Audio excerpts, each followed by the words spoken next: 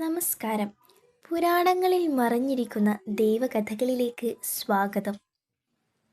ഒരു പുതിയ തുടക്കം, ഒരു പുതിയ പ്രതീക്ഷ. ഹിന്ദു സമ്പ്രദായത്തിൽ വർഷത്തിൻ്റെ തുടക്കം സൂചിപ്പിക്കുന്ന ഒരു പ്രത്യേക ദിനമുണ്ട്.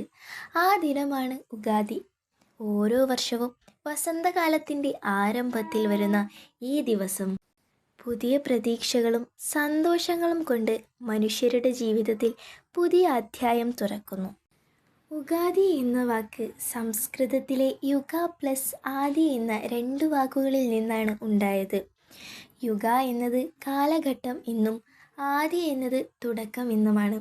അതിനാൽ ഉഗാദി എന്നത് ഒരു പുതിയ കാലഘട്ടത്തിൻ്റെ ആരംഭം എന്നാണ് അർത്ഥം. പുരാണങ്ങളിൽ പറയുന്നതനുസരിച്ച് സൃഷ്ടിയുടെ ആരംഭത്തിൽ ലോകം ശൂന്യമായിരുന്നു. അപ്പോൾ ബ്രഹ്മാവ് ഈ ദിവസം തന്നെ സൃഷ്ടി ആരംഭിച്ചു എന്നാണ് വിശ്വാസം.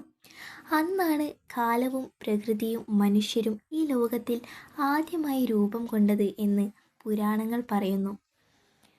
ഉഗാദി വരുന്ന സമയം പ്രകൃതിയും പുതുതായി മാറുന്ന സമയമാണ്. വസന്തകാലം ആരംഭിക്കുന്നു. മരങ്ങളിൽ പുതിയ ഇലകൾ മുളയ്ക്കുന്നു, പുഷ്പങ്ങൾ വിരിയുന്നു. പ്രകൃതിയും മനുഷ്യരും പുതിയ തുടക്കത്തിനായി തയ്യാറാകുന്ന ഒരു ദിവസമാണ് ഉഗാദി. ഈ ദിവസം ആളുകൾ വീടുകൾ വൃത്തിയാക്കുകയും പുതിയ വസ്ത്രം ധരിക്കുകയും ചെയ്യുന്നു. ക്ഷേത്രങ്ങളിൽ പോയി എല്ലാവരും പ്രാർത്ഥിക്കുന്നു. കുടുംബങ്ങൾ ഒന്നിച്ചു കൂടുകയും പുതിയ വർഷത്തെ സന്തോഷത്തോടെ സ്വീകരിക്കുകയും ചെയ്യുന്നു. ഉഗാദി ദിനത്തിലെ പ്രധാന ആചാരങ്ങളിൽ ഒന്നാണ് ഉഗാദി പച്ചടി എന്ന പ്രത്യേക വിഭവം.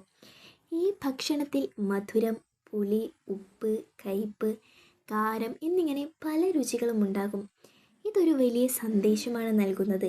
ജീവിതത്തിൽ സന്തോഷവും ദുഃഖവും വിജയവും പ്രതിസന്ധികളും എല്ലാം ഉണ്ടാകും.